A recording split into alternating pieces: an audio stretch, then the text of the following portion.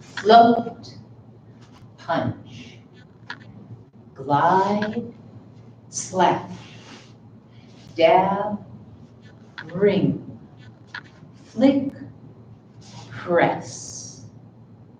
My name is Joan Forrest Mage, and this is 50 years of dance, celebrating 50 years that I have been dancing, performing, choreographing, teaching, and having my own company.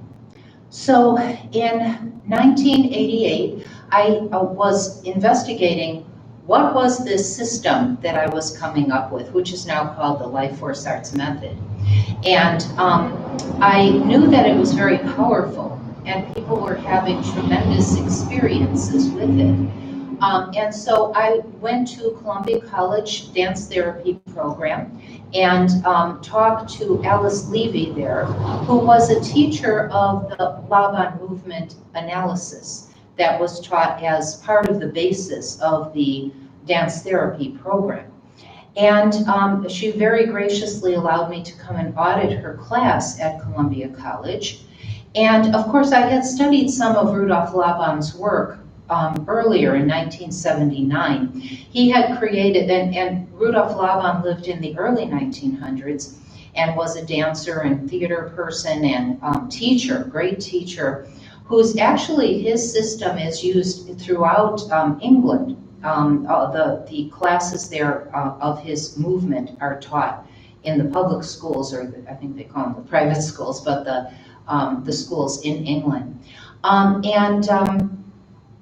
So I was studying with her, and I quickly realized that what I was working with was a spiritual system and not a psychological system, not so much the way that dance therapy was being taught, but more about energy, movement and related to energy. And the Laban system was a perfect way for me to pursue some more of those studies.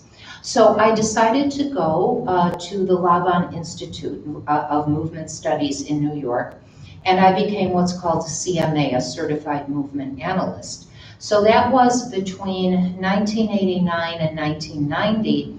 I studied in New York, that system. I want to just to share a little bit that the movements that I did are what are called the A scale. And so his movement was all based in geometry. So, you know, like you reach upward and high and down and low and across and open, right? So it gives you, from the point of view of geometry, how to work with movement.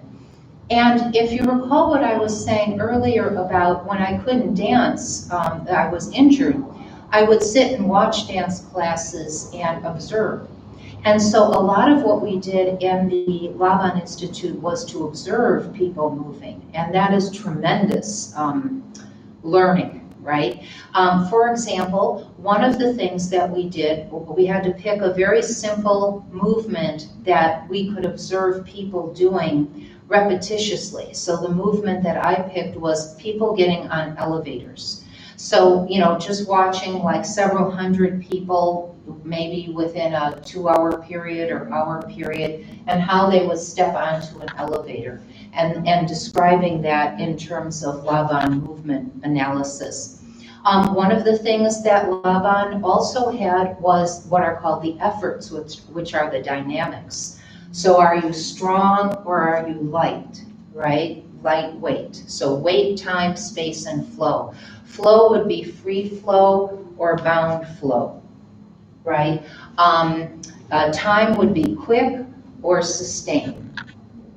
And space would be indirect or direct, right? So with all of these tools and frameworks of how to describe movement, that is a lot of the training that I had. I can even remember teaching water aerobics, and I would say, so everybody's up to the water up to about here, and I would say your left foot isn't working, that, you know, like not moving. And she goes, how do you know that? I said, because I have eagle eyes, right?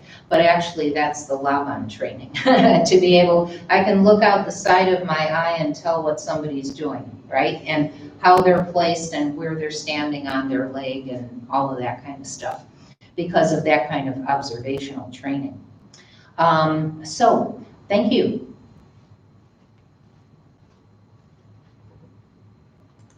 There was more I was going to say, but I'm forgetting.